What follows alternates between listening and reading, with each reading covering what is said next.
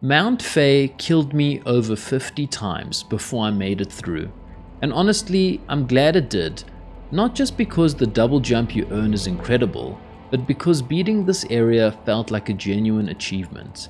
Let me show you how to think about this challenge so that it doesn't take you 50 attempts like it took me.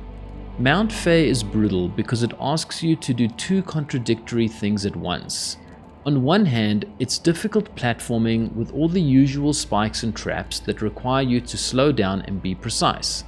On the other hand, the cold effect is constantly draining your health, which forces you to speed up and find warmth quickly. If you asked me, what is the biggest lesson Mount Fay wants me to learn? My answer is simple. Stop relying on your dash and start using clawline. Before obtaining this skill, the best way to reach a wall or cover distance was to dash towards it. By the time you get to Mount Fay, that's muscle memory. You do it without thinking. But clawline is significantly easier for most jumps and can even be chained with your dash to reach even further distances. For example, long spike sections that would be dangerous to try and overshoot with just a dash become much more manageable when you use clawline to launch yourself forward. And certain jumps that seem impossible are actually achievable if you use both dash and clawline to get an even bigger boost. The catch? It costs silk, and if you try to spam it, you'll run out mid-jump and probably fall to your death. The game actually teaches you this as part of this platforming challenge. There's a section where you need to use clawline to get up on a chain, but if you immediately try to use it again on an enemy above, you'll fall.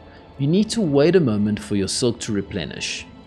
Another thing about clawline is that it requires precision to hit an enemy. Use the Drifter's Cloak to hover gently until you are horizontally aligned with the enemy you're trying to hit before releasing it.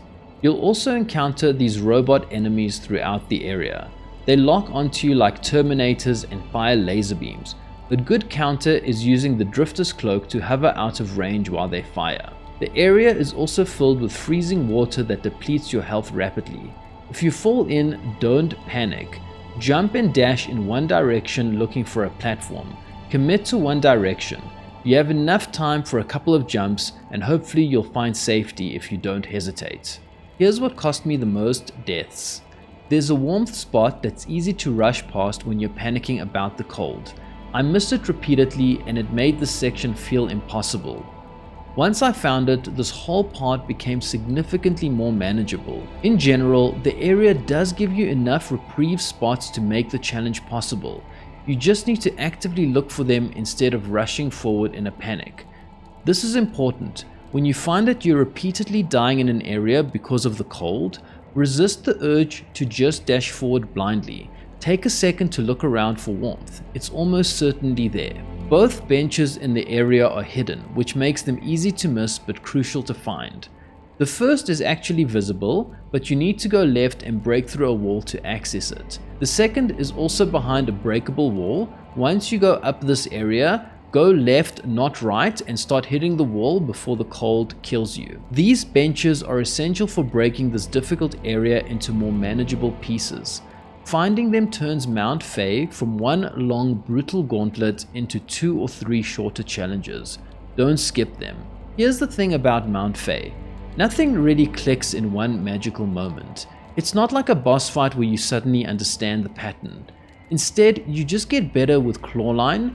Each attempt, you internalize the timing a little more, you stop defaulting to the dash, you remember where the warm spots are, you stop panicking in the water. It's a grinding process, but that's what makes it satisfying. You're not memorizing tricks, you're actually improving as a player. Once you make it through, you get the double jump. But more importantly, you get that feeling of relief and accomplishment. Oh, thank God. Mount Fay is hard. It's supposed to be hard, but it teaches you skills you'll use for the rest of the game. Embrace the challenge, find those warm spots, master clawline, and you'll get through it. Good luck.